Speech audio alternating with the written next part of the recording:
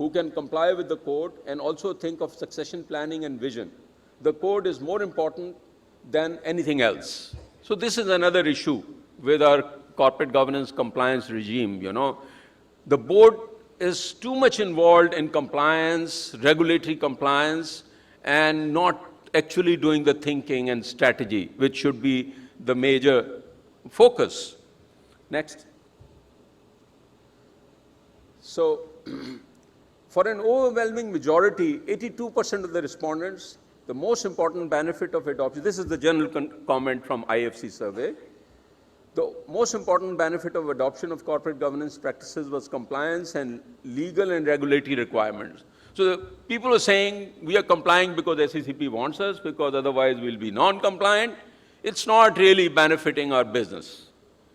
There was no sufficient evidence of appreciation or comprehension of other significant benefits, such as protecting shareholder rights, building, enhancing the company's bank's reputation, improving strategic decision-making, gaining better access to external capital. So all those benefits of capital governance, IFC survey in 2007 said, there's not much benefit really happening. It's largely, they concluded, was a box-ticking exercise. Next. This is very important, I think. If you want to, really implement the corporate governance, we have to ensure that the investor is interested in corporate governance. Provider of capital, whether loans or equity capital, unless and until they are interested in corporate governance, SECP will not be able to deliver on corporate governance. And this is what people need to understand. It was observed from the interviews that key executives of the responding companies were unhappy, and the duties and functions performed by institutional investors as members of the board of directors. They asserted that representatives of the institutional investors are overworked because each one is on more than 10 different boards, and they do not generally come prepared for board meetings, probably referring to NIT. At that time, NIT's, people, some of the people are probably on 10, 20 boards, they are representatives. So, Amjad Sahab, ye main aapki taraf refer kar raha hu. So, you see, the investors, the mutual funds, the insurance companies, institutional investors, and the lenders, unless and until they are interested in corporate governance, no matter what we write, it will not happen. SECP should incorporate in the code a section on revised role for institutional investors. I think I don't think we have done this. This is something perhaps the regulator should consider, and we need to consider in future changes in the code. This is essential to make the institutional investors aware of their duties and responsibilities. It may also be helpful in ensuring that the institutional investors and their nominee directors play a pivotal role in effective implementation of corporate governance practices. Worldwide, aap dekhein, all the corporate governance movements have been driven by institutional investors, pension funds. This Californian, one of the largest pension fund, what is it called, CalFAC, or, So organizations like the corporate governance networks, it's never regulated by the, driven by the regulator. It is always driven by the investors and their associations. Next. Well, I'll not go into this because of the limited time. There are obviously a lot of improvements required. A lot of things are missing in the current code, even after the changes. So I'll skip this slide. Next, please. So these are also still missing in the revised. So this is let us look at now global situation. As per the OECD 2017 survey, this is the situation. You can see this chart that more than 84% of the jurisdictions worldwide have comply or explain approach. And only, in fact, about 5 or 7%, there are only 7% jurisdictions, and mainly India, which I don't think is the best model in corporate governance, and US, which has Sarbanes-Oxley Act, again, not the best model in corporate governance. They are the only major jurisdictions which have rule-based approach. Otherwise, you can see virtually entire world is on comply or explain or voluntary compliance, or there are few like us, we are now hybrid. By the way, we are still not comply or explain. We are hybrid. So if you include the hybrid with comply or explain, it would be probably 90%. So 90% of the world is comply or explain. Next. So I think I've already tried to answer this very question. Why comply or explain? There is clear evidence from the survey's experience that it is largely a box-ticking exercise in Pakistan. It has not resulted in outcomes. We have to ultimately, aim to enhance the business outcomes. Regulation should not be for the sake of regulations. Corporate governance should not be for the sake of corporate governance. It should be a means to an end. That, I don't think, has been achieved. Clear evidence that most jurisdictions have comply or explain approach, so we should not, we should learn from the best practices. Corporate governance needs to be promoted for its own reasons, for success of the company, for key objectives of success of the companies, not for compliance. Market is stronger than regulations. So comply or explain approach, basically the approach should be we have to strengthen the organizations like PICG, the ICAP. They are important players who are promoting corporate governance, the mutual fund associations, the frontline regulator. We have to build an ecosystem that promotes corporate governance, that creates awareness, and so that the investors reward corporate governance. Ultimately, it's the premium, the good corporate governance, the companies who have adopted good corporate governance, people need to see that their bottom line is better. They are they have achieved sustained success. They have better vision, they have better people, and that needs to be reflected in the share price. And the lenders need to, give credibility to good corporate governance. Unless and until, we build this ecosystem and,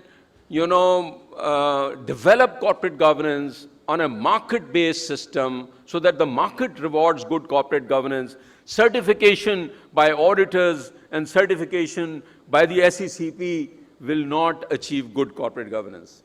Next. I think these are further reasons. I've already covered this slide more or less. So, I think I've already consumed my time. So my final messages and that, going forward, we need to, encourage, the regulator has to shift. And by the way, the objective under the SECP Act of the SECP is beneficial regulation. So beneficial regulations means mainly we have to do this through facilitation, and facilitation has been missing.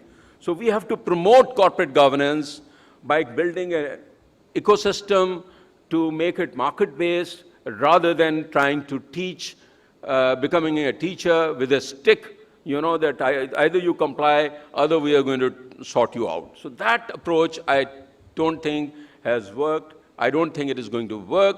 This is the reason that we have shifted, and we hope to work in partnership. I think we all need to work in partnership to develop corporate governance. Thank you very much.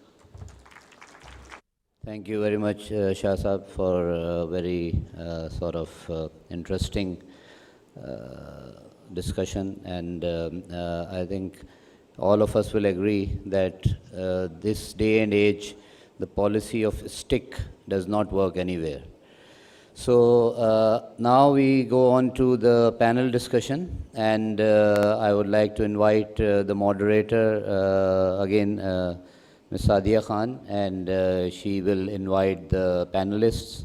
And after the panel discussion, we are hoping to have the chairman SECP join us for his concluding remarks. So please welcome Sadia. Figure out this contraption. May I request my panelists to please come on stage. In no particular order, may I request Mr. Fuad Hashmi. I think just, can you run the bio so that we don't have to read it out in the interest of time? Mr. Fuad Hashmi, as you know, is one of my predecessors at PICG, and now heading SERB.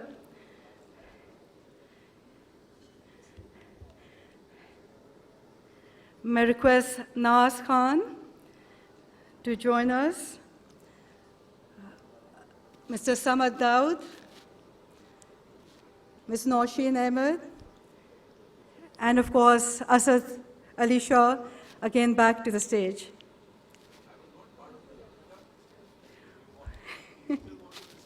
Totally. I think the need to start investing in new technology, it doesn't require pockets in one's attire. Thank you, Ji. Can you hear me? Great. So the format for the panel discussion is that we'll go through a round of question and answers and then open it up to the floor. So be ready with your burning questions when we do that. Is it working? Hello. So everybody say hello once to ensure that we can all be heard. Hello. Hello. Hello? Yeah. Hello. So may I start off with saying that, Asad, I really enjoyed that presentation. A point taken that I think we need to focus more on the end results, and future service will focus on what those end results are and how they're shaping up. But just one comment on the 2007 survey and the results. That's about the time that we started off at PICG with the training. So I like to think that a lot of those comments would not have featured in the most recent survey because of the training and awareness and the business case for corporate governance that has been built up over the last decade. And on that point, I'd like to start with Mr. Fuad Hashmi, if I may, because Mr. Hashmi, you were part of that journey when PICG started off the training sessions, and you were also instrumental in putting the task forces together on the basis of which the regulatory changes were recommended in the interim.